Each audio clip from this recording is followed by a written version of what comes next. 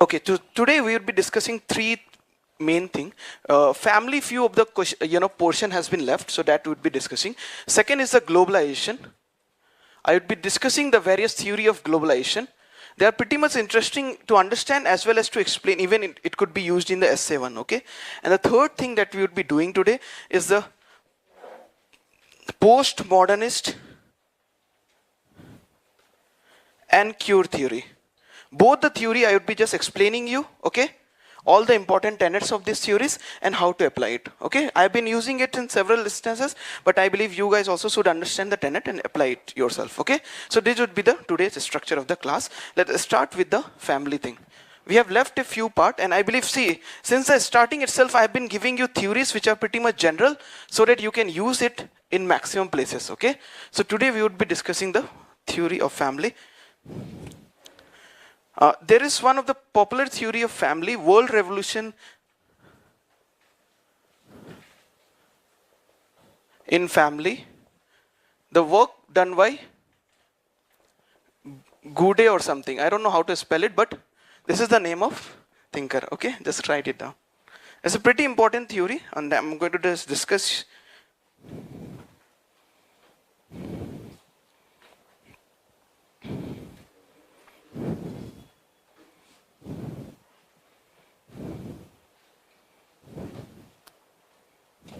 See, it is also world revolution in family patterns. Okay, that is his work, and it is very famous in terms of, just like Murdoch did around study in 150 societies, right, to come up with this idea of nuclear family as a what we call basic unit that is present everywhere in the world as a universal feature. So was the work of Gude. He has also expanded to pretty much vast a region. Okay, right on the first what we call conclusion of this William Gude work. William Gude is the total name. It's industrialization tend to, the first is industrialization tend to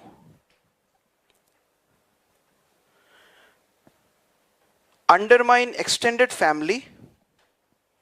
Industrialization tend to undermine extended family and larger kinship group So that was his first conclusion, that basically he says that rather than, it is not the Western idea of Western, what we call family, or the idea of very nuclear family. The idea is not leading to formation of what we call nuclear family, it undermining of the kinship system. It is more the process of industrialization. Okay, I hope everyone is getting. Industrialization is a material condition, and idea is something that is, it's an intangible thing. So basically that is how he is differentiating from earlier thinkers. I hope everyone can make such a distinction here. Okay, right on the second characteristic that he was giving.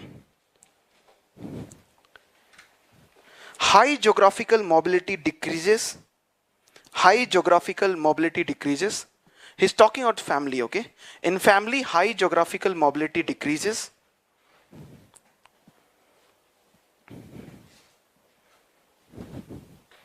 Decreases the frequency and intimacy of contact. High geographical mobility decreases the frequency of intimacy and contact. The frequency of intimacy and contact. Pretty much understandable. High geographical mobility here means, if you have, in terms of Anthony Giddens also, he has talked, geographical mobility is the kind of horizontal mobility, right? I will just distinguish between two types of mobility fastly, because I believe I have not discussed it. Okay, vertical mobility and horizontal mobility. Okay, so that has been discussed by Anthony Giddens. Okay. Sorokin, I think he has also given some term for this, replacement term or something on that line he has discussed. Okay, just leave it. Okay, we would be just, actually there is some name which was given by him also. Okay, so you could use it in both way. So in terms of vertical mobility, whenever class, caste or power mein jab bhi usko, in terms of rewards it is increasing, in terms of caste, class and power, it is vertical mobility. That is the hierarchy, in terms of hierarchy of caste, class and power. Whenever a person or a group is undergoing what we call mobility, it would be vertical. It could be upward also as well as downward That is the vertical mobility. That is upward and downward the hierarchy. In terms of horizontal mobility, the popular one is geographic. Geographic means from one location to another. Okay. That could be even from one, in terms of marriage also, one family to another family. That is horizontal mobility only. Okay. This is an example of actually Giddens has said that many a times what will happen is that these two will get combined. Okay, these two will get combined. How does it get combined? Suppose you would be getting a promotion and at the same time you have to change the city. Okay, from SDM to DM you are getting and you are getting transfer. So it's an example of combination of horizontal and vertical mobility. Okay, so that is something he has said. So basically in this, what he says that as the geographical mobility will increase, as the family has to move from one place to another, the chances that the family would be, what you call getting closer, what you call face-to-face contact would decrease. That is the second point of his theory. If you just, go through it, is pretty much self-explanatory, as well as you could actually, what we call, apply it at multiple places. That's why I'm sharing with you. Okay, right on the third one. Many functions performed by family. Many functions performed by family has been taken over by outside agency. Has been taken over by outside agencies.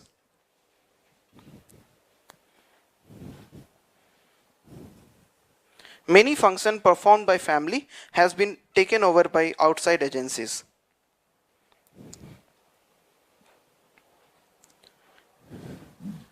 He talks about another characteristic which is pretty much famous. Role bargaining. Role bargaining occurring in the family. Role bargaining occurring in the family.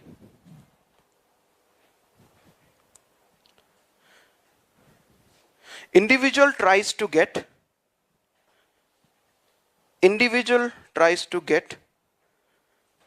best possible bargain. Role bargaining I'm talking about, which occurs in the family. Individual tries to get best possible bargain in relationship with others.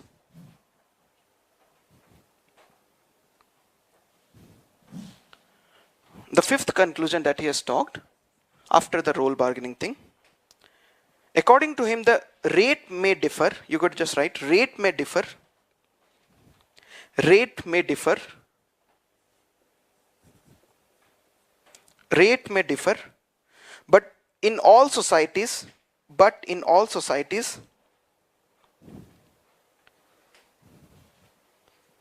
families is moving toward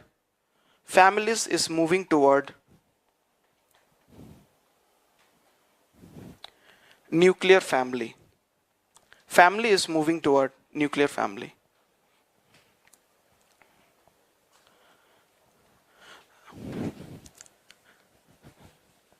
So that is something that Goudet has said. As you could see, actually, what we call, in terms of application, it could be easily applied to what is happening in terms of, for example, if someone asks you what are the changes that is happening in Indian society in terms of family, Indian context, or even the world or developed, I believe all these things could be written, right? It could be usually used. That's why I have talked about this very general and broad, what we call thinker. It has been critiqued by, you have to write, the critique has been done by Thurborn. Okay, this is a thinker name. Thurborn, okay. He has given two critique. I think it's a female thinker, okay. I just don't know. I just know the name. Okay. But it is a very good again. So just write down the two things that you have to write.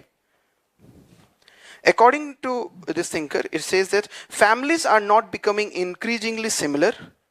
Families are not becoming increasingly similar, but varied and diverse pattern are visible. Families are not becoming increasingly similar, but varied and diverse patterns are visible. The second counterpoint is, right on the second point, families are aging. Families are aging. That is the second point. Families are aging. due to falling global birth rates. Due to falling global birth rates. Due to falling global birth rates.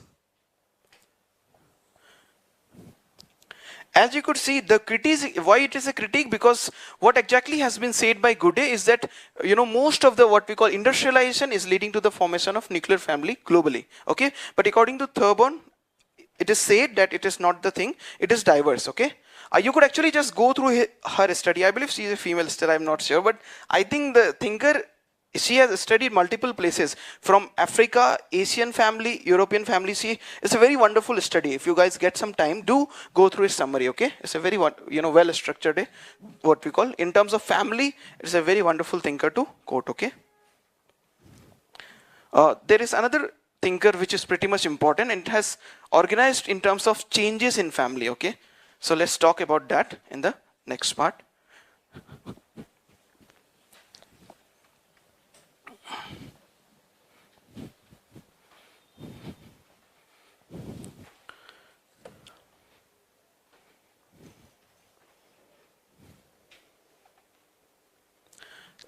The thinkers is Rappaport.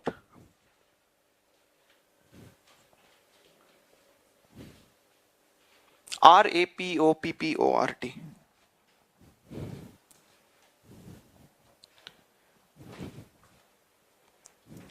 So basically, according to him, okay, he has studied again a large number of family. According to him, diversification of family, he is not going to give you conclusion just like Gooday. Gooday has given you multiple conclusion, okay. This guy will talk about there are 5 variables in which diversification is occurring. Okay, we'll discuss the 5 variables in details. I'm just saying this is more kind of, what you call, it has more broader, what we call, you could utilize it more in a broader perspective, this thinker. Okay, so he would be talking about variables that is changing, and he would not be giving you any conclusion. Okay, let's talk about the 5 variables along the axis of which the family is diversifying. Okay, the 5 variables. Write down the first one. Organizational.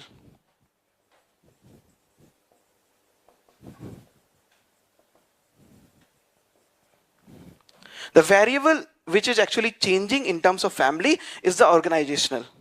And one of the example is division of labor, right?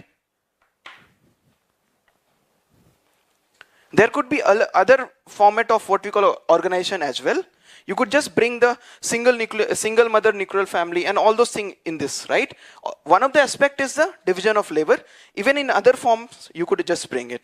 All other things which you could think can come in the variable of organization of family. Okay, again, as I said, it's not going to give you any conclusion. It is going to talk about the variables which are diversifying in a family. Okay, right on the second one, it is cultural. In terms of cultural, the variable of culture in family is changing. He has given the example of ethnicity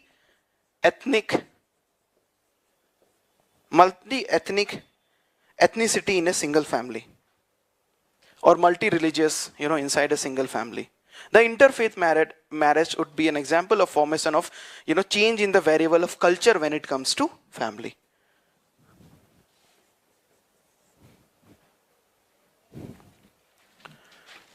The third variable along which the family is diversifying is class.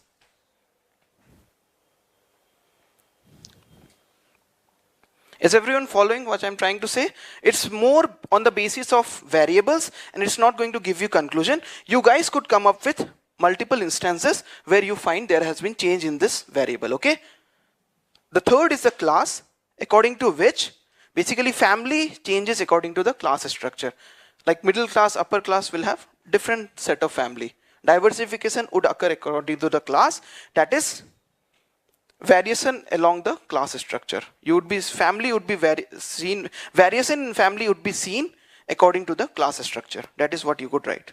Variation in the family could be seen according to the class structure. You could give an example from India. I believe everybody knows that, the entrepreneur class, they need some capital, they need some extra hand, so they are usually belonging to the joint family. They would go for a joint family organization. Okay, so you could understand if in class, based on class also, a preferred form of family organization is there. Okay, you could give, again I'm repeating the example, in the entrepreneurial class in India. Okay, mostly the family would be needing more capital, family would be needing more hands.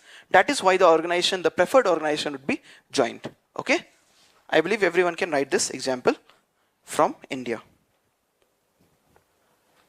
Life course, the variable that actually bring change is the life course.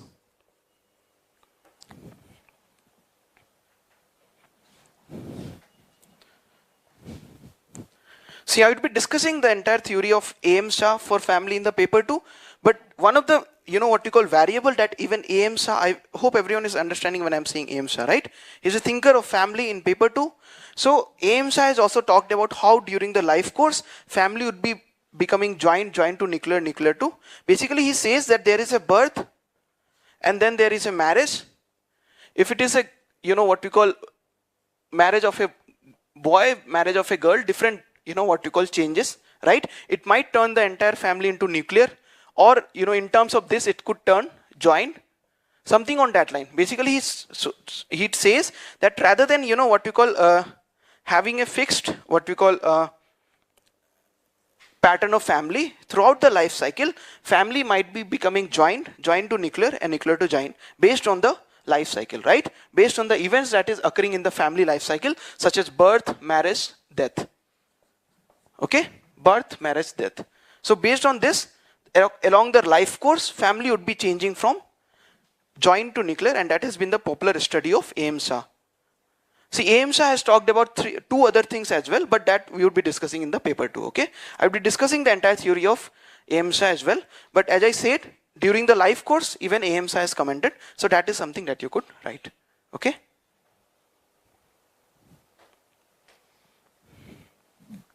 The fifth variable that is changing is cohort. C-O-H-O-R-T, cohort.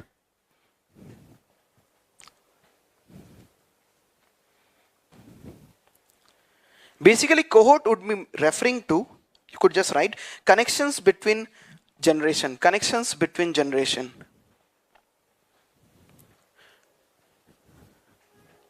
Connections between generation. So here cohort is referring to the degree, family might be changing, family might be getting diversified, and one of the variable along which it would be happening is the connection between various generation. Okay, so these are the popular 5 variables along which diversification is occurring. I believe this is a pretty broad, what you call thinker to apply in many places, right? I hope you could utilize it. I've given some instances as well. So Anthony Giddens has given the 6th point. He has just added. You could write the Anthony Giddens has added to his study.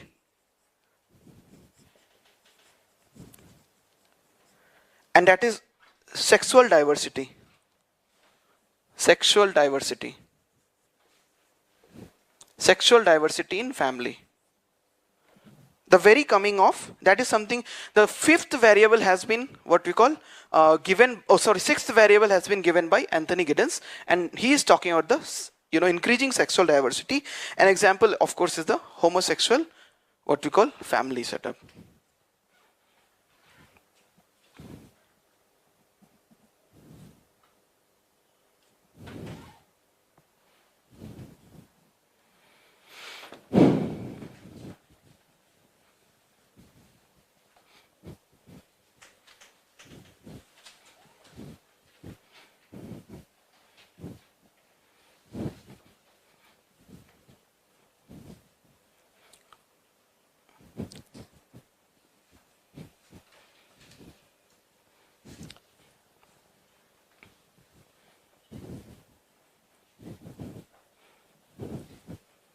The next theory that I want to actually share with you is the theory on divorce by Nicky Hart.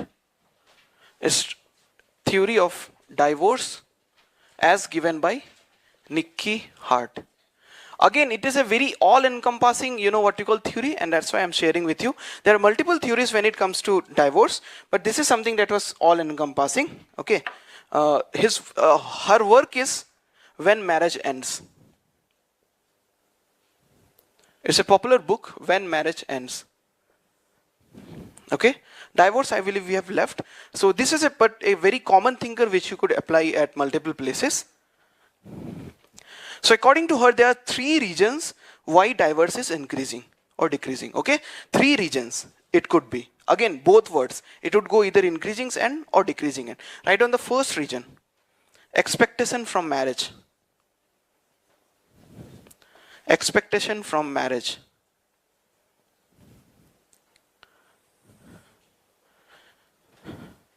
So when it comes to India, I'm just going to explain it. What does it mean, expectation from marriage, and how in Indian instance. So if you have known that we have 4 rin hota hai hum log ka, 4 what we call 4 obligation we have that we have to do, right? One of the 4 obligation is to get married. Okay, so marriage, when it started, let's say in Indian as an institution, it was just an obligation to do. Today it is now increasing in terms of the expectation. Now you would be requiring economic also, in terms of emotional also, you would be at emotional front also, there would be some expectation. In terms of economic also, there would be some expectation, and so on. The expectation in terms of the marriage is just increasing. Okay, which was just an obligation when it came to the initial starting of the marriage as an institution. So that is something we could just give an example when it comes to the Nikki Hart first, what we call region, why marriage ends. Okay, the expectation is increasing. The second thing that actually is changing,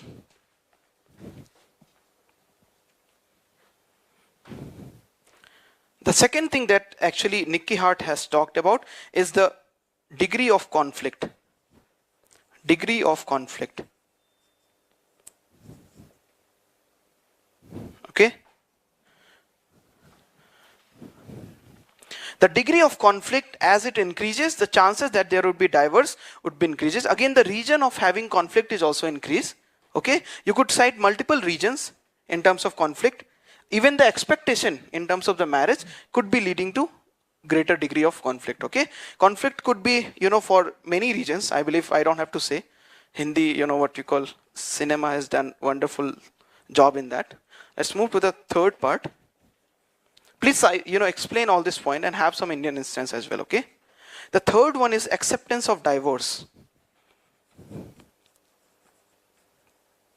Acceptance of divorce. Okay. Something that was not even, in Indian Penal Code or Criminal Procedural Code, anything, which was not in the Civil Procedural Code. Basically, it was missing from CVC, was inculcated once the acceptance is increasing, right?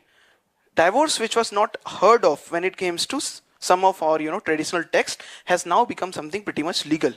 It has got institutionalized sanction.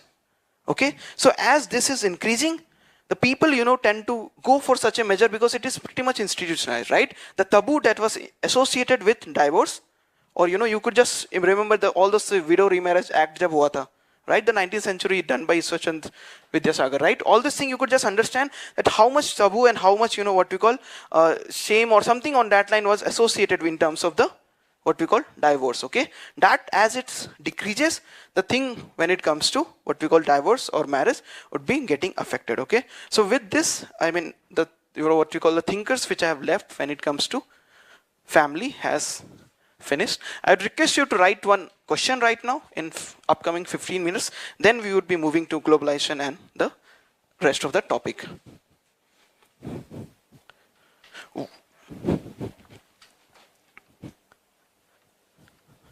You have to utilize the thinkers that I have talked about. I believe one should be able to do it now.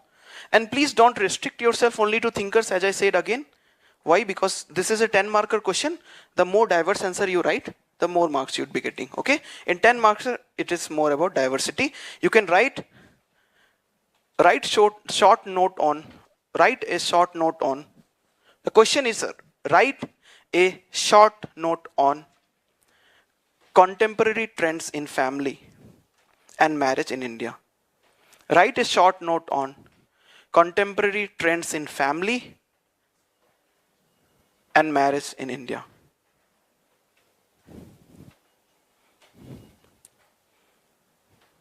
You can go ahead and use any of the thinker. I would request you to use a thinker which is pretty much broad, as I have already said, so that you are able to apply it. And then yes, of course, add any other, what you call perspective that is left. You have 15 minutes to write this. Please be as fast as possible.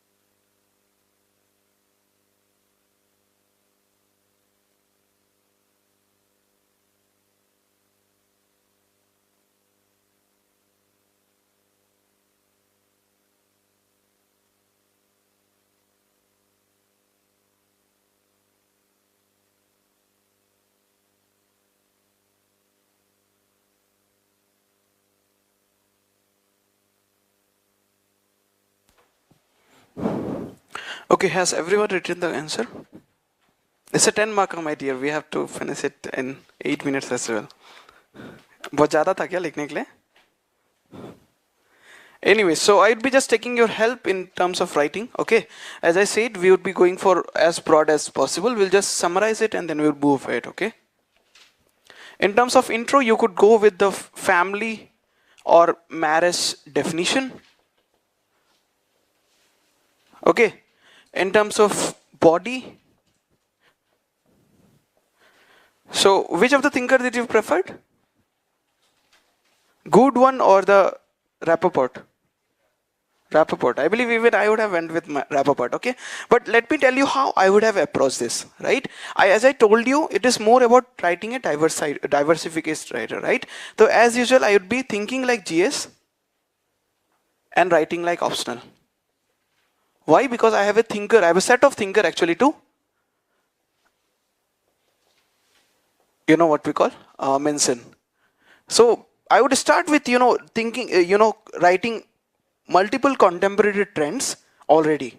Why? Because as I said, it should bring diversity, okay? If you start thinking from Goudet perspective, if you start thinking from even Rappaport perspective, the amount of instances that you might come up might be limited, or you might miss some important, very, important contemporary trend. So you would just first mention everything in terms of GS, okay? You will do this exercise, okay? Can anyone help me in listing around 4 or 5 main one? Just the first one. Any trend that you might have noticed? Yeah, that one has to do. That's true. Yeah, that's true. We have to do this. But anyway, let's do the only family part for yet. Can anyone help me in tracing out the contemporary trends in family? Okay. The single parent family. Okay. Okay. Nuclear family increase. Again, there is a two perspective for this, right? Everybody knows there is a debate around this, right? Nuclear family increasing, but still we would be going with only one side because it's a short answer. We would be writing it in the what we call the contrast of it as well in this itself. Yeah. Are you true? It is isolated nuclear family in India.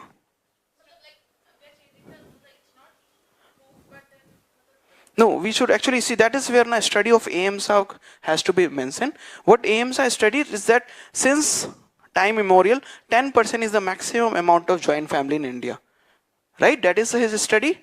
His study is Gujarat also, I believe some state in North India and some in the East. So he came to the conclusion that out of, since long time back itself, 10% has been the maximum amount of or maximum percentage of family being joined. Okay. So it's still, we cannot exactly say that isolated nuclear family again could be actually doubted actually. We don't have any, what we call instance where it has been written that in India it was isolated nuclear family, okay? So any other thing that you guys could come up with? Okay. Yeah, adoption one, right? Cohabitation, that's a wonderful thing.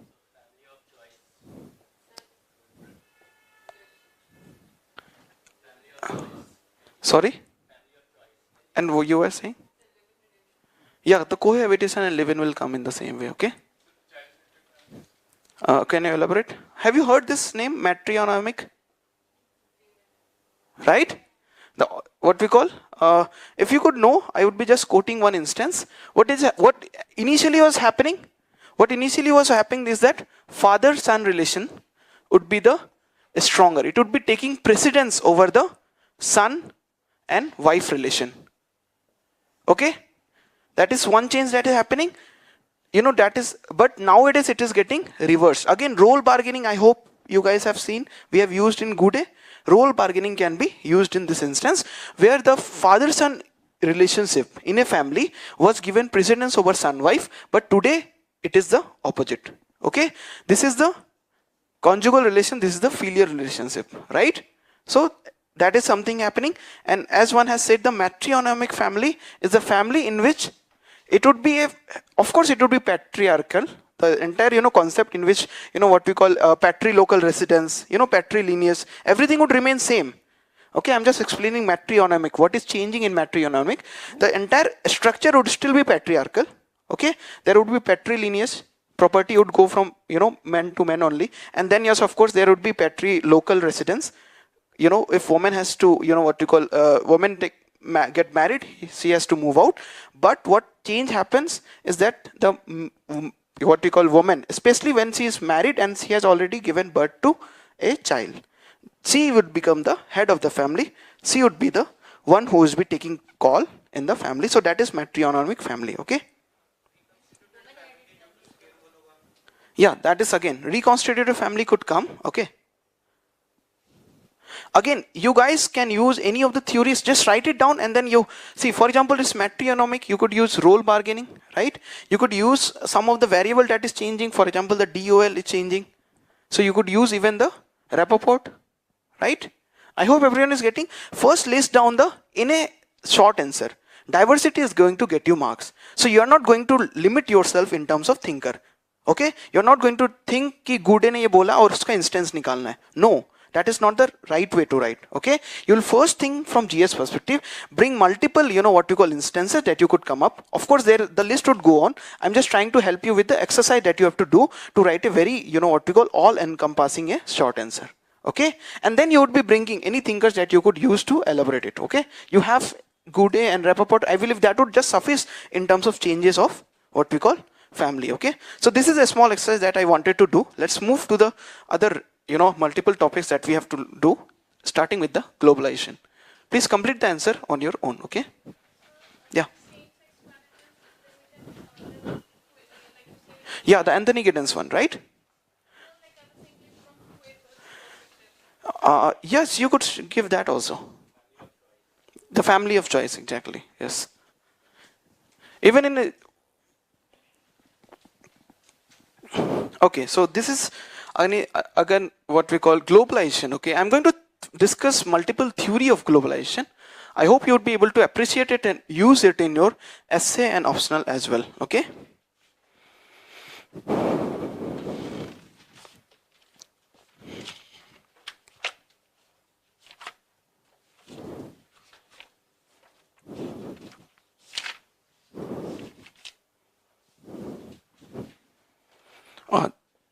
One theory after theory, we would be discussing three theories. Okay, you could use it in terms of if you are using one theory, the rest of the two would become the critique of it. Okay, I hope everyone is getting the flow of the what you call lecture. We would be discussing three theories, each would be the critique of the rest of the two. Okay, start with the dependency theory.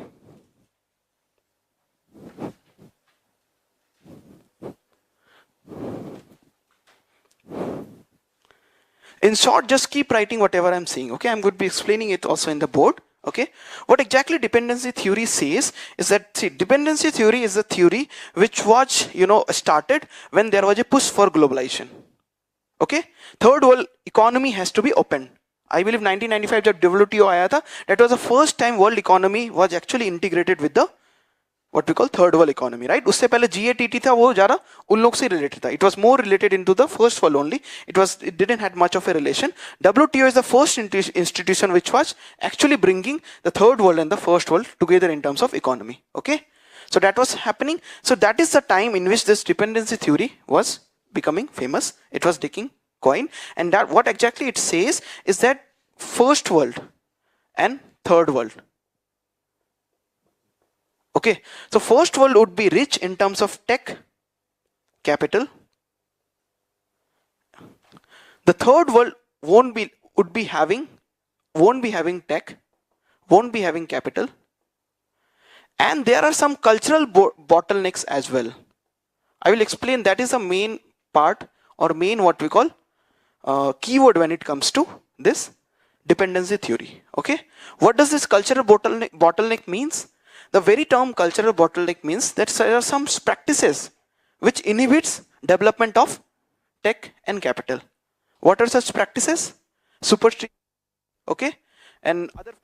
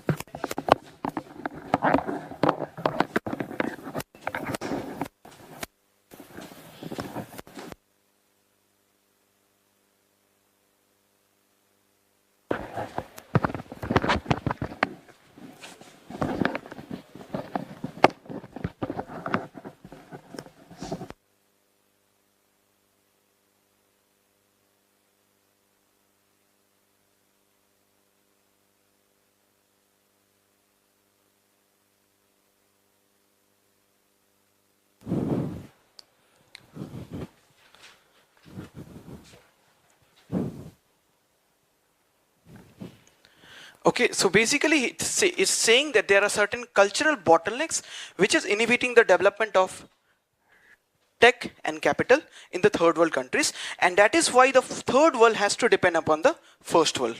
So that is the entire summary of dependency theory, in which due to the following absence of tech and capital and due to prevalence of cultural bottlenecks, third world country has to integrate itself with the first world country so as to develop. Okay, so that is the first theory that we are going to quote when it comes to the dependency globalization. Is everybody clear?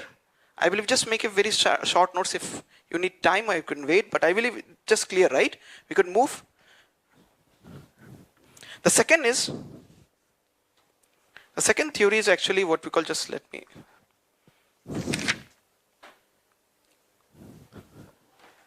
When it comes to, is the given by Raoul Prebisch.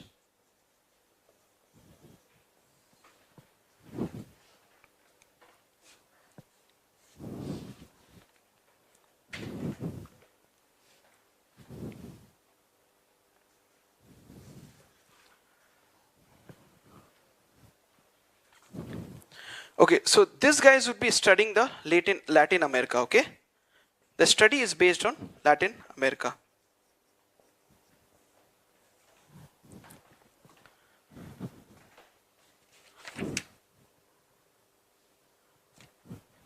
Okay, just a second. This is modernization theory, okay? This is the dependency theory is the which one we are going to discuss now. Dependency theory. Excuse me for this, okay? This is the modernization theory. The one that we discussed just now about the cultural bottleneck, that is a modernization theory. That is the theory that first world would be giving to support the globalization that is happening. Okay? The Raoul Prebisch is the first propounder of dependency theory, and then we have another propounder also of the same theory, okay? He is studying Latin America. I am going to just talk about the very popular model. I believe everybody would be aware also. The core and periphery model, right? Core would be having third world countries. Oh no. Yeah, opposite. It's first world country, okay? And periphery would be having the third world country. These are popular, these people are having tech and capital. These people are having resources. Okay, just everyone is following. This is the core periphery model. Okay, core periphery model has been used by the dependency theory. I believe many of you might be having, what we call already aware about this core periphery theory. The core is formed by the first world. Okay, and periphery is formed by the third world. What are their advantages when it comes to core? The first world would be having advantage in terms of tech and capital.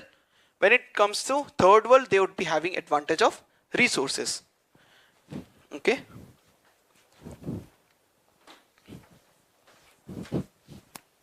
So I will just explain what actually is happening next. Okay. In terms of when it comes to what we call exchange, this is tech and this is resources. The cost of resources is low. Tech is provided at high cost.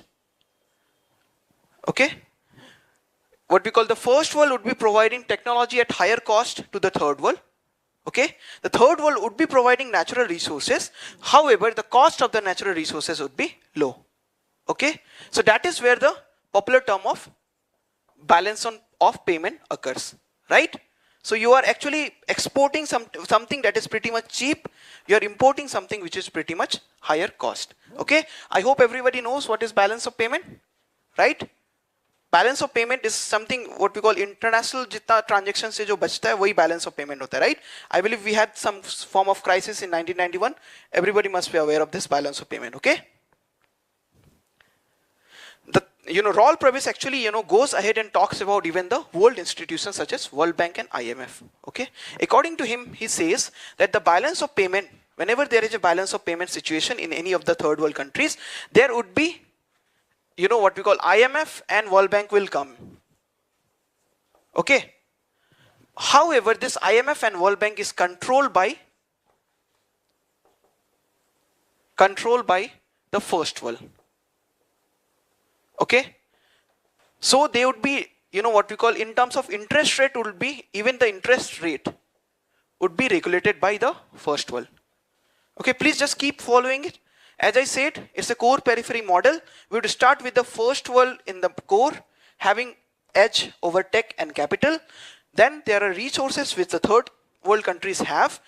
How does the balance of payment occurs? That is the second step, and that is why it becomes so, because the resources that the third world countries is providing is at lower cost, and the first world is providing tech at higher cost. So basically balance of payment will occur. The role of IMF and World Bank would just enter as soon as there is a balance of payment. That is the third step that is actually occurring. And since they are being controlled by the, in terms of interest as well as other, shares and everything, they are controlled by the first world. So it will start with economic control, leading to debt. Okay, debt overhang also. And then they would be, penetrating to polity, control over polity, control over academy, academic curriculum, and so on. Okay, that is the fourth steps, I believe. Yeah, that is the fourth step. So basically, IMF and World Bank, since the interest rate is controlled by the first world economy, the first world economy would be having economic control over the third world country. And then when there is a debt overhang, when there is too much of debt overdue, that would lead to even control over the polity, academic curriculum, and so on. Okay, it would just go on increasing. I hope everyone has got this in 4 steps, the core periphery model or the popular dependency model as studied by Raul Prebisch in Latin America. Just in general, just write down the 4 points. If you need some 2 minutes, please take your time. If you have to explain it some part again, I would do it. Please take 2 time to note it down properly.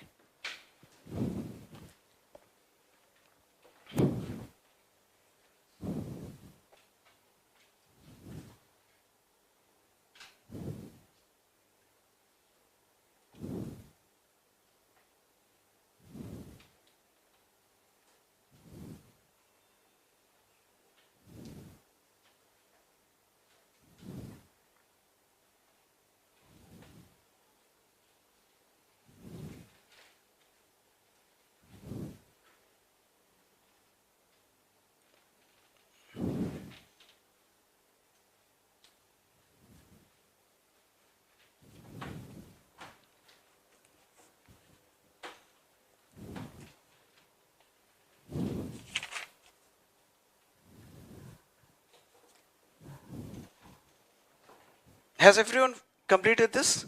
Let's move to, so that is something that Raul Prebisch has talked. As I said, there are 2 dependency theory. First one is the pessimist form. This is the pessimist form of dependency theory, which actually talks that when the first world is connected to the third world, all the bad consequences is going to happen. So the pessimist form of dependency theory has been discussed by the Raul Prebisch. We talk about the pessimist form also of the dependency theory. Okay.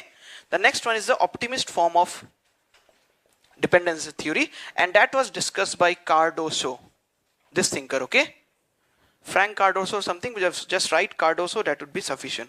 Cardoso.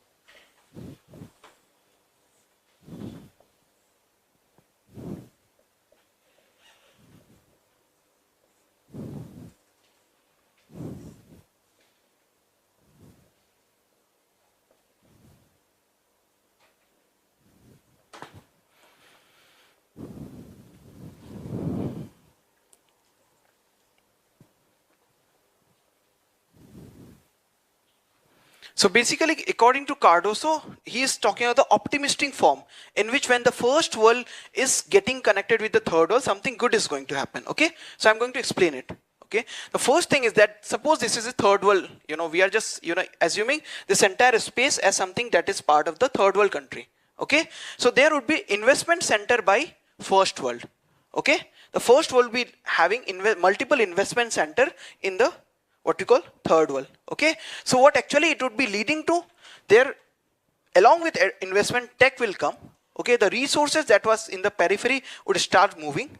Resources would include natural resources and human resources. Just keep following it. Okay, if you have to note it down, please note it down.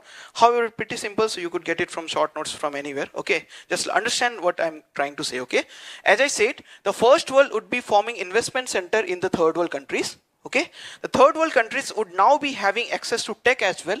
The resources, natural and human resources, it would be flocking towards such a center. Okay, it's a classic example of, I believe, what we call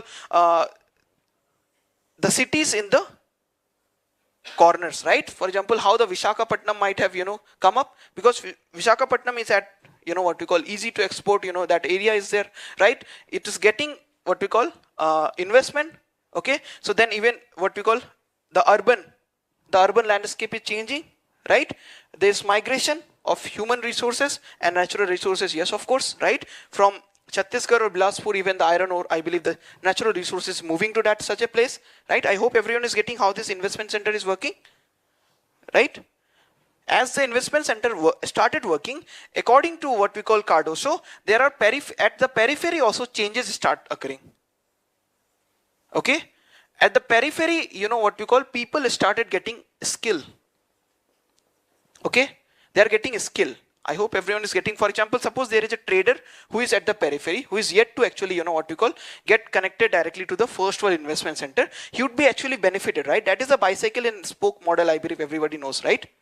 The bicycle spoke model, right? What is happening is that even the supplier at the periphery, the people who are supplier are the people of third world countries only.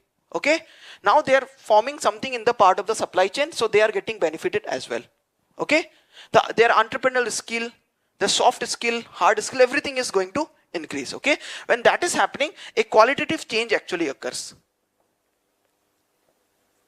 A qualitative change actually occurs due to, as a result of which even the people who are around such investment center become entrepreneur in themselves. So third world country is going to get benefited. New job is going to come. I hope everyone is getting this, right? What is happening? I would just repeat it again so that one can follow it in terms of points. The first world country is forming investment center in the third world countries. Okay, along with investment, they are bringing technology as well. Okay, that is a pretty much what we call idea of FDI, right? We are talking the idea of FDI here. Okay, they are coming with the tech as well. Okay, the resources, natural as well as the human, would be flowing towards such an investment center. Okay, as it is flowing towards such an investment center, the people at the periphery who belongs to the third world country, okay, they are the human resource of a third world country. They are getting acknowledged. They are getting the acculturated with the skill, the tradition, the culture of a first world investment center, right? The first world, how it works, the first world market, how it works, they're getting acculturated. Now they would be becoming, what we call entrepreneur in themselves, and that would be leading to a collective qualitative change, and the entire escape, what we call landscape of third world country would start changing. Okay, this will go on expanding that way as it expands because of this people who have come at the periphery, and henceforth the entire qualitative change will occur in the third world country. Okay, so that is the optimistic dependency theory. See, basically, okay, just finish it and I would wait for 1 minute and then we would move to the next and last theory of globalization that we will be talking.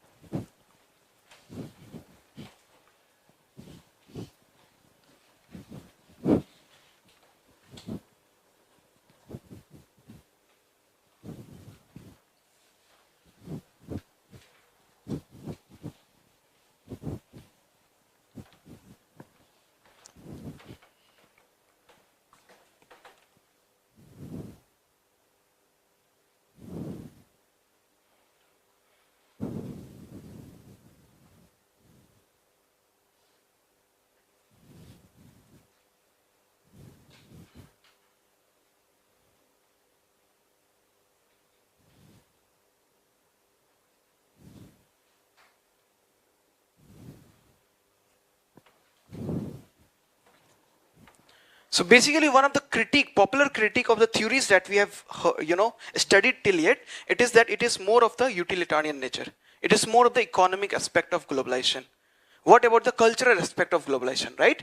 What about the idea aspect of globalization, which is also getting affected? So for that, we are going to study the idea of ecumen as given by Ulf Anerge.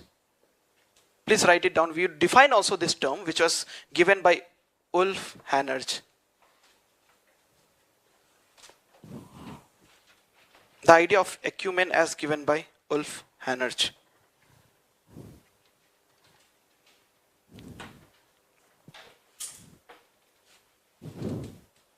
This is something, this term actually could be used in GS as well, and you would understand how pretty useful is this theory. Please write down the definition of ecumen to start with. The idea of ecumen as given by Ulf Anerge. Okay, it's double N here, okay. One or more N is there.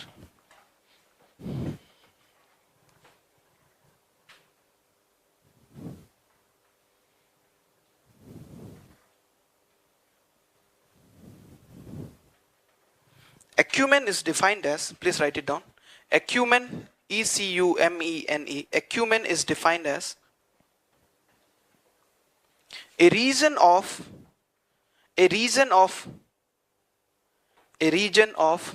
sorry, it's a region, okay. A region of persistent cultural interaction, a region of persistent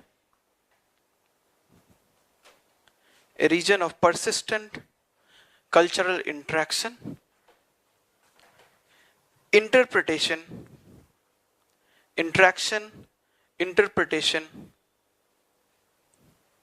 and exchange.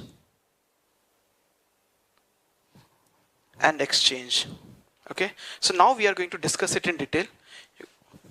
The entire idea of ecumen as given by Ulf Anerge. Okay.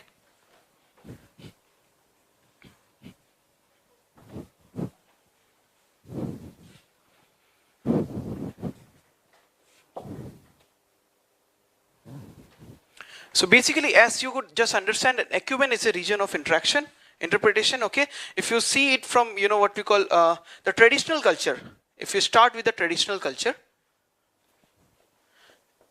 according to Ulf Anerge, the traditional culture is one which would be in a bounded community or a gated community. When it comes to ecumen, how would you be understanding the traditional culture? That is what I am going to talk. Okay, the traditional culture is something that is developing in the bounded community or gated community or localized. It's pretty much localized to be, to understand with, and they are happening at face-to-face interaction. The interaction, the exchange, I believe ecumen we have defined as interaction, interpretation, and exchange. So that is happening in face-to-face setting. Okay. So if you understand traditional culture from the definition of ecumen, it would be having two properties.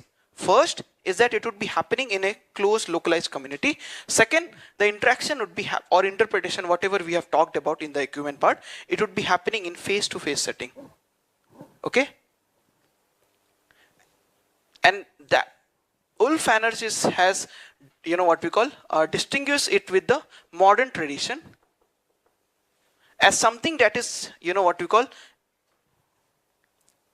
modern tradition. So just a second, I will check the keyword.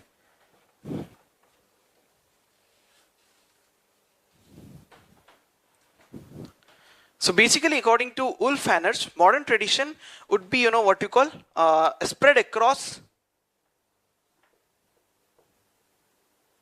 spatial and temporal boundary.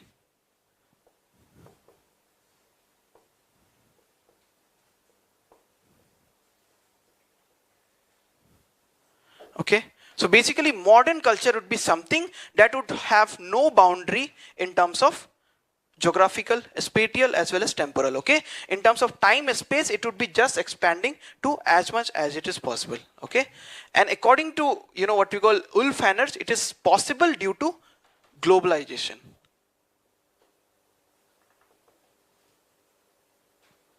Okay. Globalization is causing, देखो जो acumen, if you talk about this acumen, suppose it is in a space. Okay, if you understand acumen as a space, in traditional culture, it was pretty much localized. In a very small area, it was localized. When it comes to modern, it is just going and expanding globally.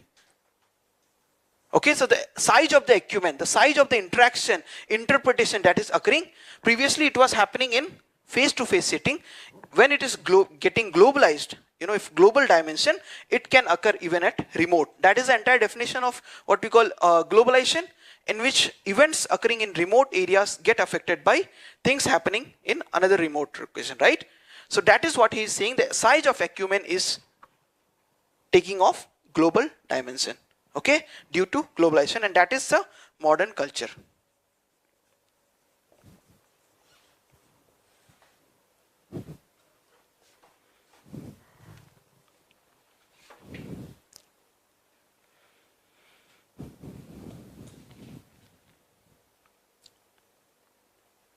Has everyone followed this? Okay, I have still more things to say. So now would be just focusing on the globally, the modern culture now which has a global dimension. Okay. So according to Ulf Hanners, what exactly he goes ahead and says, suppose this is a global dimension of culture. Okay. He is saying that the core periphery model is applicable here as well. Periphery, okay, is, just check the spelling, core periphery model is applicable here itself. Okay, so there would be center of origin, and then there would be regional center who would be mimicking it. Regional center. Okay, there would be center of origin. And it would not be a single such center, it would be multiple center. I would just give you an example, then you would be able to understand what I am referring to. Okay. So he says that when it comes to Paris culture, okay, one of the culture that Paris as a center, multiple center are there for culture, acumen is there. One of the thing that would be Paris would be influencing is the idea of fashion. US or New York would be influencing tech.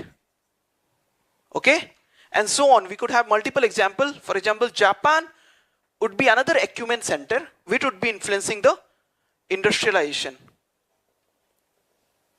or company organization. I hope everyone is getting. Basically, he says that acumen might be of global dimension, but it would have regional centers. It would have multiple centers. It's not like it would be, core periphery में क्या हो रहा था? First world से third world में जा रहा था. Okay? It is talking about multiple centers, such center. It is not talking about one center, it is talking about multiple such center. Okay? So that is what he is talking. And he says in today's world, such center have now moved to India, China, right? Yes. Yeah, multiple center of origin. Acumen.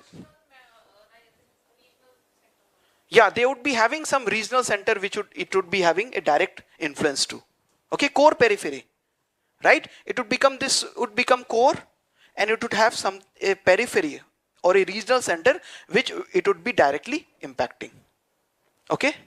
If you go through the text, it is pretty much available everywhere. Okay, even in Wikipedia, I believe this would be summarized. My aim is to make you understand so that it is easy for you to apply. Okay? In terms of short notes, you could easily get it. It's a very popular theory.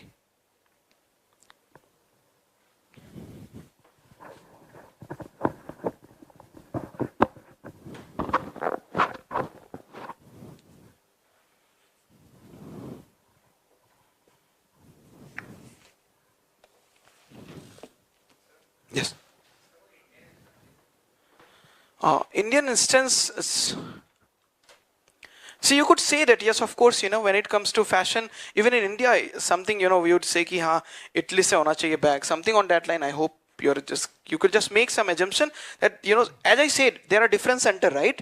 So we might be having industrialization or, organization setup in certain of the, what we call organization in India being influenced by the Japanese. Yeah. Okay, that I haven't actually thought of. I haven't actually yet. Yeah, traditional handicraft, yeah. Yes, yoga is a wonderful. Yes, thank you, thank you. Yeah, you could take the example of yoga, even Bollywood also, right? Both of this thing you could actually take instance that is where the origin, the acumen is lying in India, okay, and it is going all around the world, okay.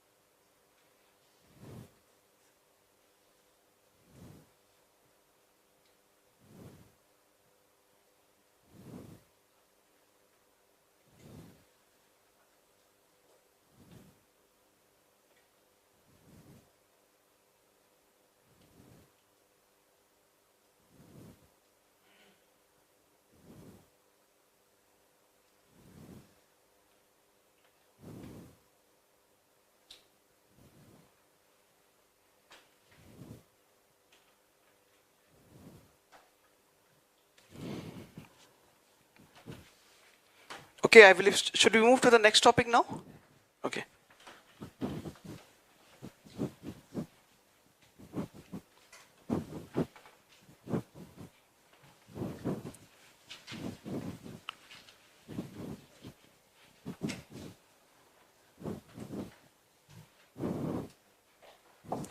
Okay, one more important topic I felt I have to add, which I didn't told in the first part, and that is ecofeminism.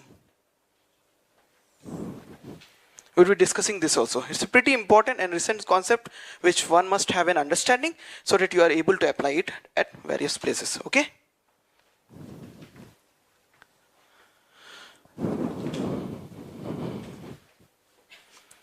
In simple, it is gender, what you call understanding, what you call gender-based understanding of ecology. That is ecofeminism. Okay. Gender-based understanding of ecology. You could say ecofeminism is gender-based understanding of ecology.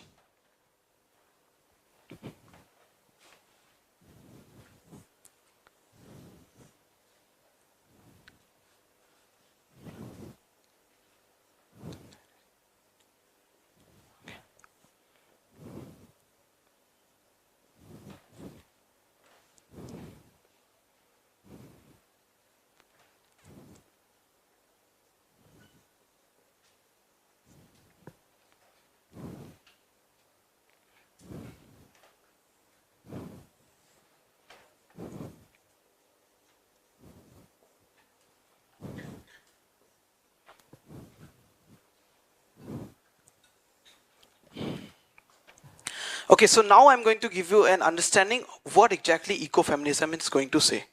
The various postulate, how it is, what you call analyzing the ecology, okay, or basically the destruction of ecology, how does it understand from feminism angle, okay. So according to it, there are, when it comes to society, there would be two part, culture and nature, okay. Culture and nature, let's say, would be forming the entire society, okay. Culture is the what we call part where we have the knowledge and everything. Nature is the resources, right? Resources could extend from what you call economic, what you call natural resources such as home or whatever you are going to collect firewoods and anything, forest, everything around is nature, okay. So in society there are respective curator for it.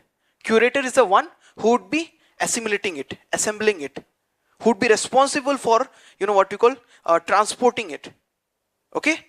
I hope everyone is following. As I said, first society would be, let's say, consisting of culture and nature. There would be respective what you call section of society who would be responsible for curating each of this. Curating means assembling it, processing it, okay. Curator, aap samajh pa rahe ho? Everyone is getting this?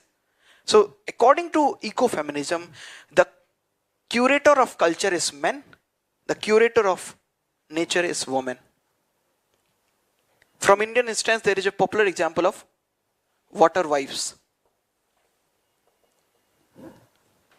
You have heard this term? Water wives. Since water resources is very scant, people will go for multiple marriage only to bring water for the household. Okay, this popular phenomenon, water wives. Why? Because collecting water, which is a part of nature, who would collect it? Who would curate it? It is a responsibility of women. Okay, that is how ecofeminist would be understanding the entire society. I hope everyone is getting this.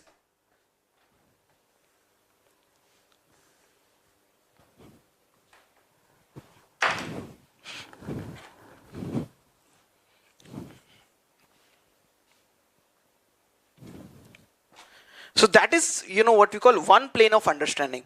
अभी तक हमने ये plane पे understanding किया है. We have understood ecofeminism from this plane. Okay, now we would be understanding from this plane. Okay, now I'm going to make you understand. See, what is happening is that, ecofeminist would say that since culture, culture initially it was in harmony with the nature, right? Animistic society when it was, then the amount of, what we call consumption of nature, the ecological footprint popularly called as, right? It was something that was pretty much in the limit. Okay, but as we move ahead with the generation of capitalism, cultural appropriation of nature, culture is technology and everything, technology appropriating nature has, it has been multiple time बढ़ गया. It has increased multifold, due to which this ecological footprint is way beyond what nature can assimilate. Okay, so that is what it is saying, that how culture is prosecuting the nature. Okay, similarly as men is prosecuting the woman. I hope everyone is getting the feminism angle now.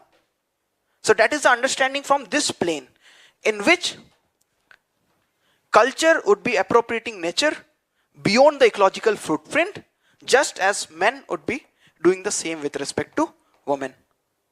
Okay, and who would be responsible for culture? Of course, men. And who would be most affected when, water resources or, firewood, something goes down? Women. Okay, everyone is getting this understanding?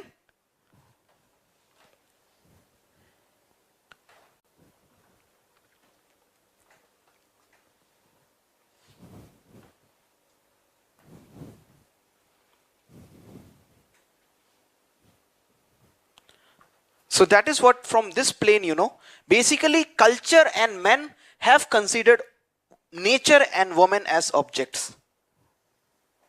Okay, that's why I wrote objects here. If you understand from this plane, culture and men have considered nature and woman as objects or property. Right?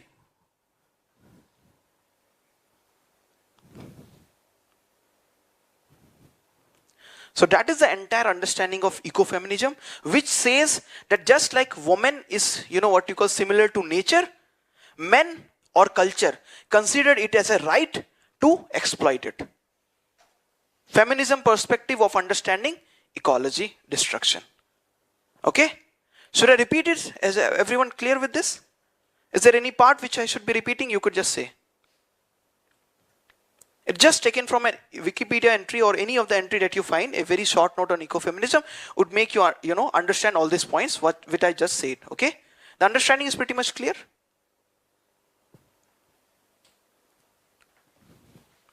One of the thinker from India is Vandana Shiva.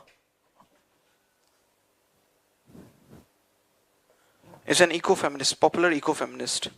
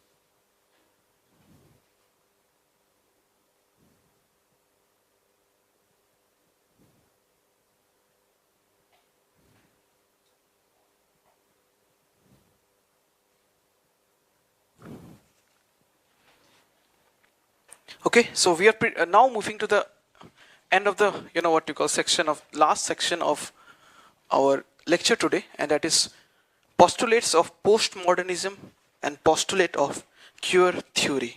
Okay, I'll be discussing it in detail so that you are able to apply it in as independently as I do.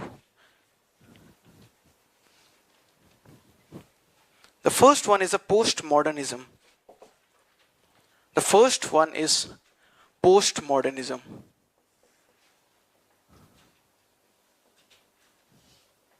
Okay, as I said, we have conflict school, we have functionalist school,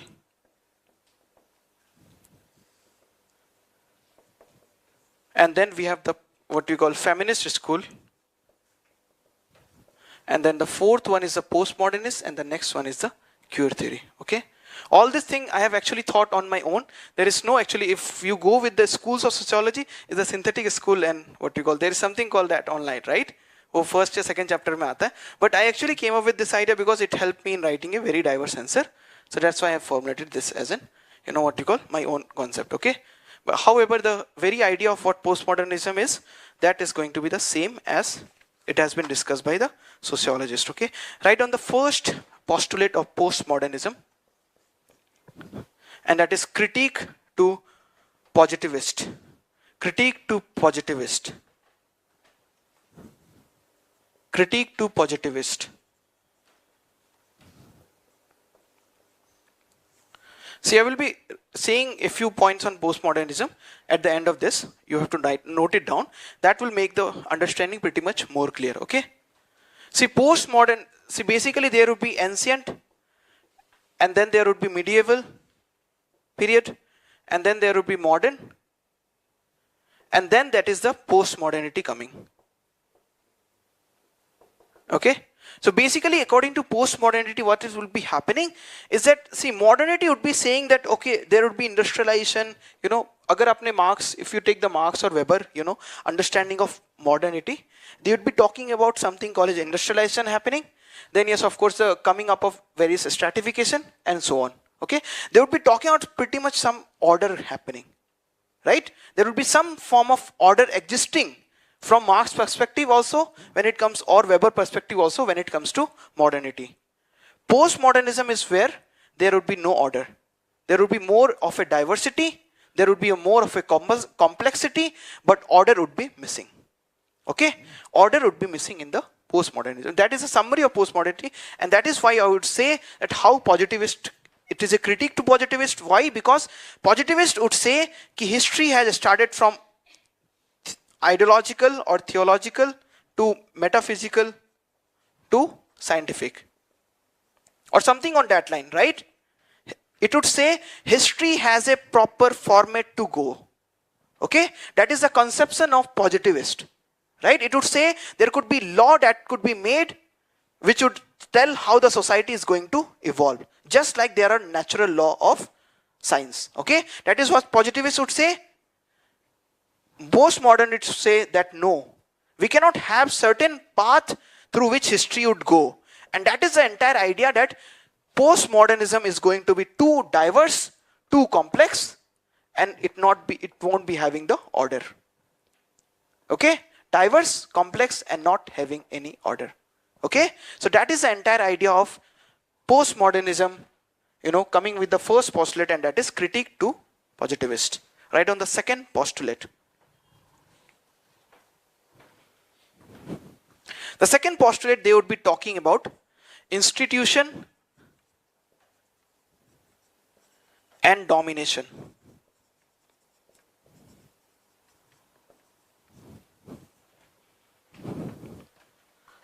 Institution and domination.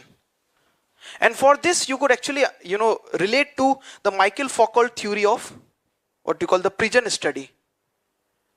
You might have missed the class, okay. But anyway, as I said, in prison theory, the institution of prison is for the domination, right? It is something that is, again, I will just give you a summary again, okay. As I said, there is a light tower, prison study, I am just discussing again. There are multiple cells here. Okay, there are multiple cells here. Okay, there is a light tower. There is a person also who is seeing, sitting here. Okay, the light is passing from this to this in clockwise or anti-clockwise direction. The person is not able to see individual clock or individual cell, but only because this light is passing, the people are feeling that we are being watched. That is entire prison theory. So institution exists for domination. That is what postmodernist is going to say. Any institution, they are just going to have a very pessimist approach toward the institution when it comes to postmodern school. Okay, so that is what institution and domination would mean when it comes to postmodernism. Okay,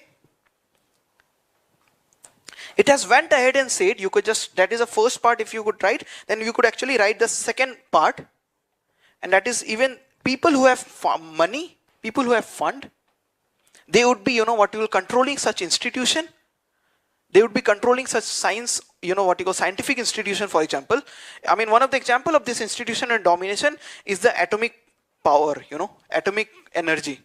What has happened is that atom was used in bombing a place because it was controlled by some corporate, okay, or some, what you call some fund, people who had fund, they were able to come up with such technology. USA has more money. It was able to come up with such technology. Who had less money, they were not able to come up with, and henceforth it was able to cause such a destruction. Okay, the people who are having money would be still, capturing the institution. Something on that line, postmodernism has said, and that is the second postulate of postmodernism. How is it related to the survey, the illusion of being watched? See, institution, prison is an institution. Yes. So is other institution. Even it would say education is an institution for domination. It would just say every institution that exists in society is for domination only. Then the other interest that we derived was the Virtual existence, right? Something on that line. Even that is something you could think of, that institution are just, that is a third actually postulate, I would just say. Okay. And please write down the third postulate, that is meta-narratives. Existence of meta-narratives. Existence of meta-narrative. Meta-narrative, that is the third postulate.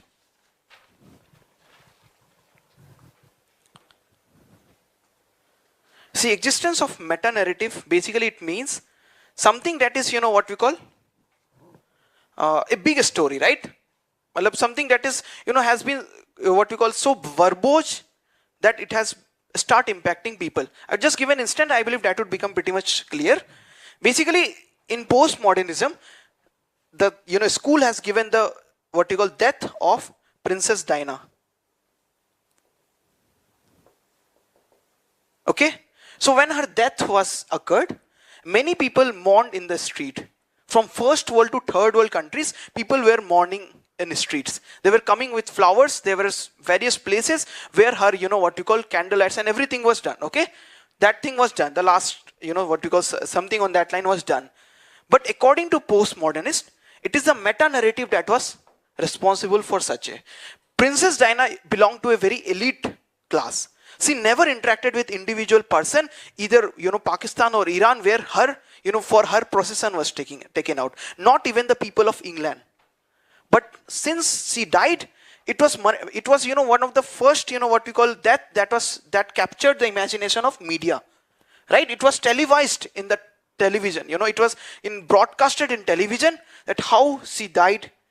Crash, and everything. Everything was too much televised. It was converted into movie. It was what you call bestseller. Book came. Everything happened. So that is what it is saying, that the entire effect that it produced, it was due to the meta narrative, not because of actual, what you call relation. Okay. Even it has given the idea of Disneyland, the existence of Disneyland. It will give you an idea that, it will just create a virtual, right? Everything that is virtual, that is getting created through use of meta-narrative, that is what it is going to be. The third postulate of postmodernism, that is how it is going to explain. And that is the entire virtual, you could just now see the virtual thing that was there in the prison studies again, right? Something that is virtual still is able to, create such an effect. Due to meta-narrative or the language that is used or something on that line. Yes? modernity is creating these post-modernity. See, modernity, the technology in modernity is utilized to create such meta-narratives. The technology in modernity, okay? Even the Disneyland is an example of technology being utilized to create such meta-narrative. I hope everyone is getting, but again, technology is one way. There could be other way as well, okay? To create such meta-narratives. The entire idea of post-modernity would just can be summarized in this three postulate, okay? Yes. Exactly. See, it has been a critique to multiple things, so it would be critical theory. But again, that is the thing. Now, post-modernity would not be critiquing in the same way as earlier critical theory has done. There would be still be distinction. So they also say that there is no way of. Yeah, the virtual thing, exactly. The meta-narrative. Yeah, it will be related to meta-narrative. They would say everything is just virtual. Everything is just created. An illusion, the simulacra thing that I talked about in the earlier class, right? I've repeated that term, the simulacra. It is the very definition of simulacra is something that has been simulated and that is not real. Okay? So that is again the one of the what you call idea behind the meta narrative. Okay? Yeah. State would be institution domination can be easily fit. The state utilizing media to create what you call form of domination, that can come in the meta narrative. Okay, again I cannot say anything. Okay, let's move. Sorry. Yeah, post-truth is an example of again meta narrative. Okay, I had a very wonderful example, but that is a thing, limitation. We don't enjoy Article 21 or Article 19 as you guys are doing currently. No. That is pretty, different thing that I might not even say off the mic. But anyway.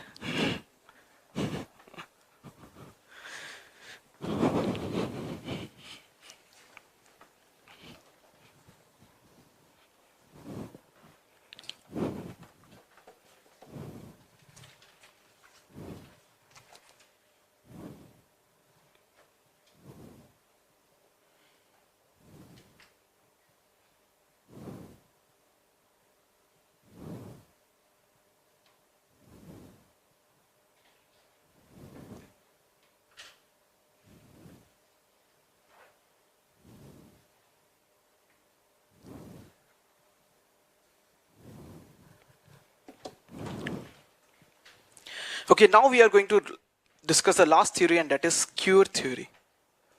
That is the fifth school, in my opinion, which could be utilized in writing your answer. Okay. I'm going to discuss 4 postulates of it, starting from Cure space. The first one is Cure space.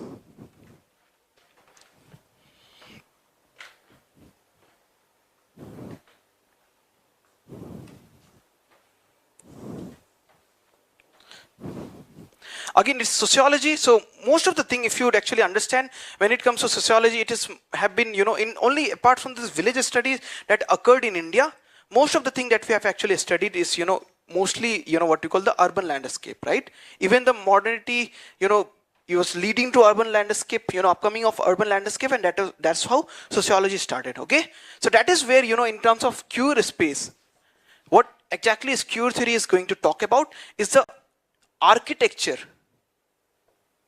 in urban landscape that is getting affected by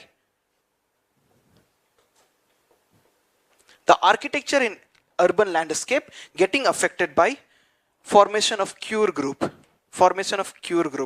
As and when the Cure group comes, what impact the architecture in urban landscape is going to have, that is referred to as Cure space.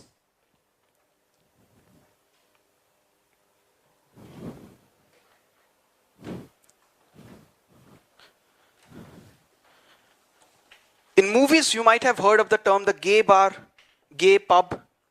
All this space is getting carved out to accommodate, what you call certain section of society, and that is happening because of the coming up of Cure theory. Okay, or the idea of coming up of Cure. Okay, and one should understand that this Cure space is somewhere you find comfort. Okay, it is something that is an ideological also. It is not something that is always physical. This entire classroom or any space could be converted into a queer space when people who are strange, people who are different from the binary division of gender can live accommodatively or acceptably. Okay? I hope everyone is getting this queer space idea. It is not some fixed architecture or fixed some, what you call structure in urban landscape. It is something that is created where people from queer identity have comfort. Okay? Yeah, even the social media, the community, the queer community would be something that would be, online queer community would be something that is, a queer space carved out of the social media. Okay, thank you. It's a very wonderful example.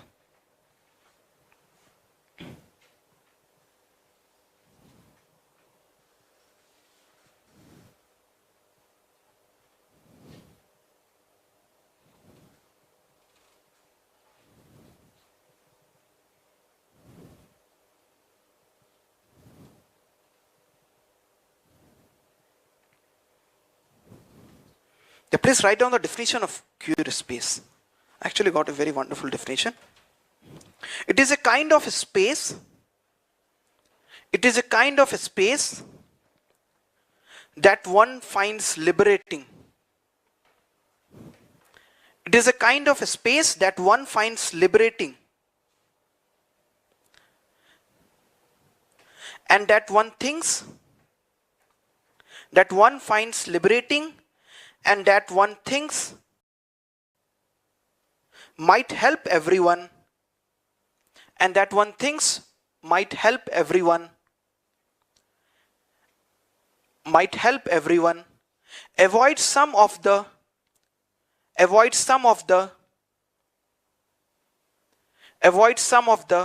imprisoning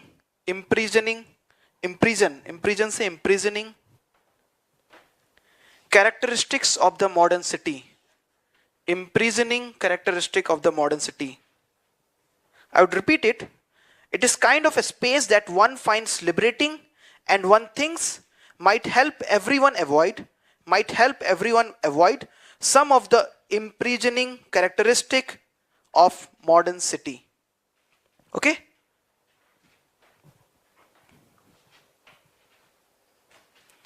Again, it was given by Aaron and Betsky.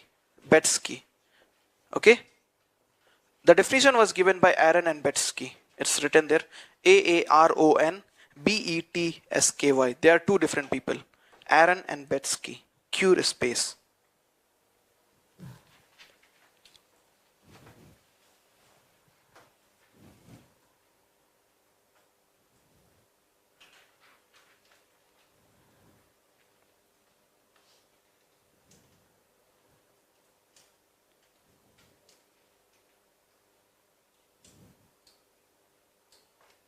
Write down the second postulate of queer theory, and that is fluidity.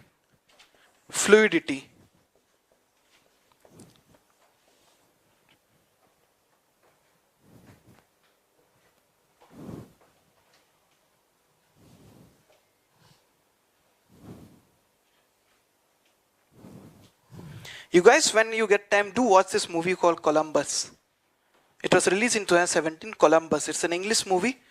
If anyone has interest in architecture, they would appreciate it so much. Anyway, it's about so good feeling also. Columbus, Columbus, okay?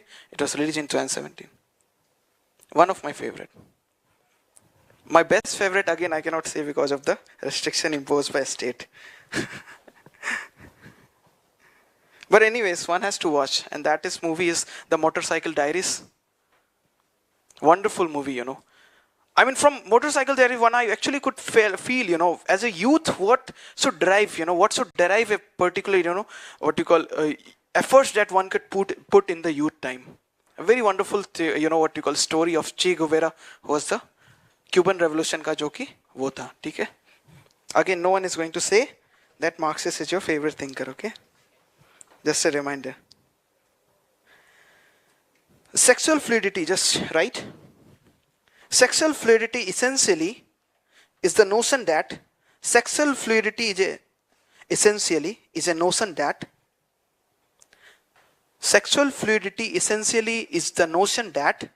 like many other things in the world,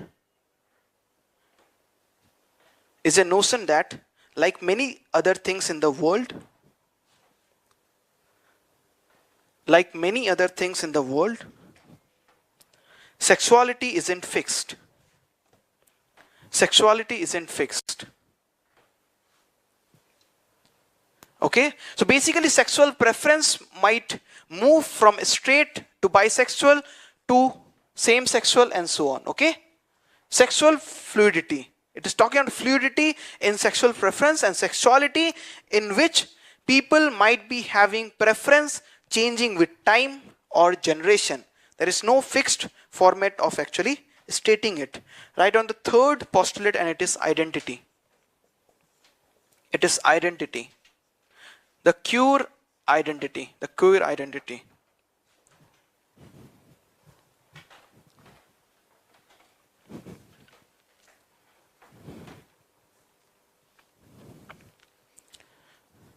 See, this term, it's again this identity is form an identity to these people, okay? So I will just give you, what actually happens in this identity term is that it's an umbrella term. Okay? It's an umbrella term. It would be actually just saying queer actually literally transfers to strange, okay? अगर इसका meaning English meaning देखा जाएगा, synonym देखा जाएगा तो cure means strange.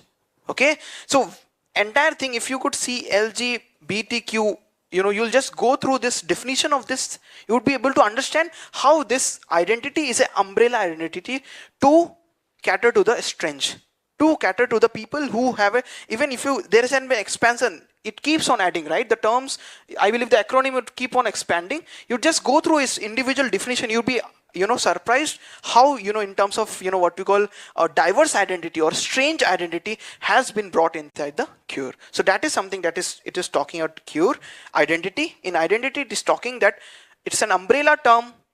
It's an umbrella term. It's an umbrella term. You could just write. It's an queer. The term queer is an umbrella term. Umbrella term encompassing a strange or peculiar identity. Encompassing a strange or peculiar identity. Encompassing a strange or peculiar identity.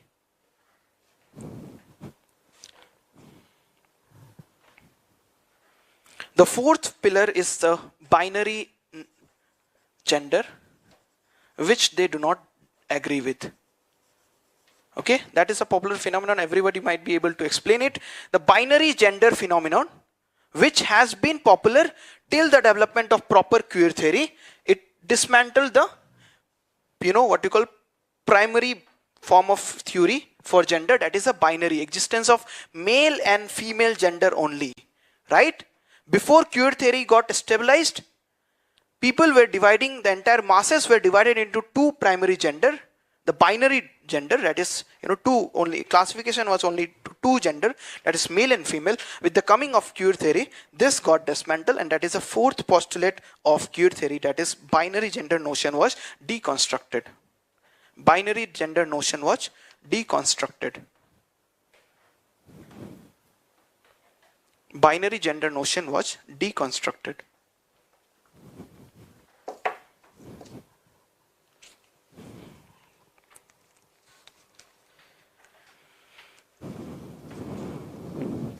Okay, so this was the last topic that I actually, did. See, I would encourage everyone, to utilize it. If someone is getting some, what you call some doubts, everyone has my DM. They can send me that, sir, I have come up with this certain examples for this, the theory, postmodernism, what you call application of each of the pillars of postmodernism, as well as application of each of the pillars of queer theory. Just let me know the examples. I'd be reverting back for sure. Okay. With this, the class is end. Okay, we would be tomorrow discussing social movement in detail, and then we would be moving to paper 2 from next, that coming Tuesday. That is 16th or 15th, I believe, whatever it is, or 16th, yes.